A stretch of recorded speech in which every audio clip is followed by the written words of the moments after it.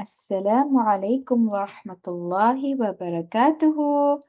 Dear smiling, lovely, intelligent, wise, brave, cheerful, and shining companions, welcome to Story House, where these days you're daily listening to colorful, historical, educational, enlightening, true Quranic delightful stories. All the children listening to Kahani Ghar are very good. They remember things to be done before the story starts and know exactly how to act upon them. Now, let's move on to today's story.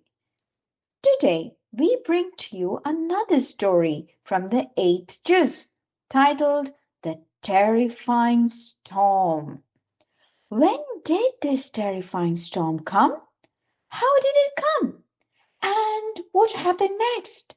Let's listen. You may remember that during the time of Prophet Nuh alayhi salam, a great flood came, and all those who disobeyed Allah were drowned.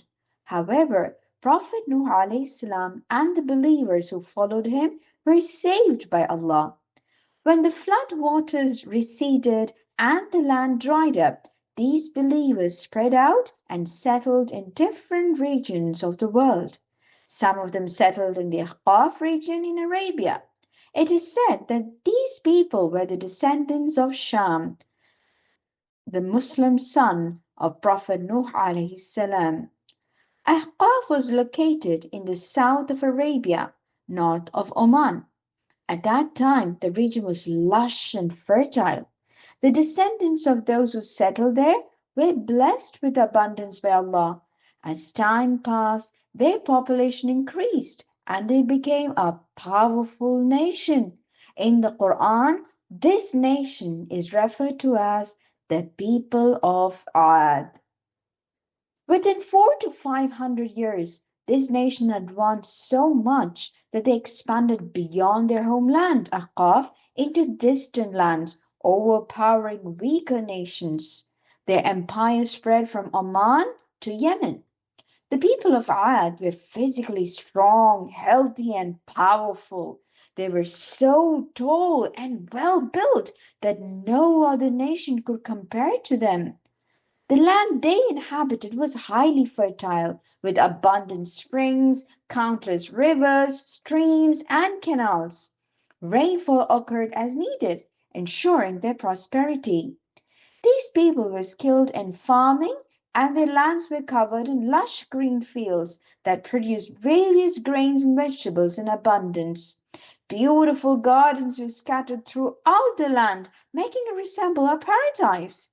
These gardens were filled with countless fruit-bearing trees. As a result, the people of Ad became extremely wealthy and prosperous. They also had a great passion for building grand, towering structures and magnificent palaces. Their cities were adorned with tall, beautiful buildings, and they lived with such grandeur as if they would never die. Instead of being grateful to Allah for all these blessings, they became arrogant and ungrateful. Their luxurious lifestyle led them to forget Allah completely, and they began worshipping idols. They made idols with their own hands, worshipped them, and asked them for help. They were filled with pride in their strength and wealth. They would boast, "Who can be stronger than us?" When corruption and wickedness increased among them, Allah sent His Prophet Hud alayhi salam to guide them back to the right path. Prophet Hud alayhi salam was born and raised among them, and everyone knew of his piety, honesty, and integrity. However, when he called them towards Allah and forbade them from idol worship, they turned against him and mocked him.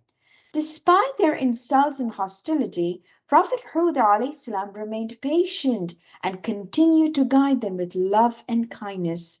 He advised his people, saying, "O my people, worship Allah alone. There is no one worthy of worship except Him. You have created false deities. O my people, I do not ask you for any reward. My reward is only with the one who created me. Why don't you understand? Ask Allah for forgiveness. Repent to Him, and He will send abundant rain upon you. Do not turn away like criminals. Why do you not fear Allah? I have brought His message to you. Obey me, for my reward is with Allah. But upon hearing this, the leaders of the disbelievers mocked him and said, We think you are foolish, and we consider you a liar. Others joined in, saying, Hud, you have brought no clear sign to us. We cannot abandon our idols just because you tell us to. We believe you have been cursed by some evil eye. In response, Prophet Hud alayhi said, I call Allah as my witness, and you too bear witness that I have nothing to do with the false gods you associate with him. I am completely free from them. Do whatever you wish against me, all of you together. I do not fear you. My trust is in Allah. He is my true helper. What can you do against me? I have no fear because my trust is in Allah Almighty. He is my true supporter. But what about you? You build grand palaces on every high palace, thinking you will live forever. You have no mercy for the weak and the poor. Fear Allah who has given you livestock, children, gardens, and springs. I fear that Allah's punishment may come upon you. But the people of Ad were arrogant. They mocked and replied, Whether you preach to us or not, it makes no difference. These are just old stories. No punishment will come upon us. If you are truthful, bring the punishment you warn us about. Seeing their stubbornness and pride, Prophet Hud said, You will soon receive your punishment from your Lord. You wait, and I will also wait. And then, dear listeners, the time came when Allah's punishment was decreed upon the disbelievers of Ad. First, a long drought struck the land. No rainfall, and fields and gardens dried up. Then one day, people saw dark clouds rising in the distance, moving towards the settlements.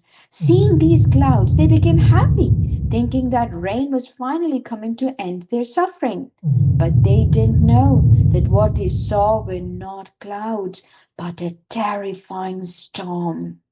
In reality, Allah was sending this storm as a punishment. This was the same punishment they used to mock Prophet Hud about. Within moments, a fierce storm engulfed all the towns, destroying everything in its path. Allah sent this devastating storm for 8 days and 7 nights. It spared no one except for the few righteous believers who had accepted Prophet Hud's message.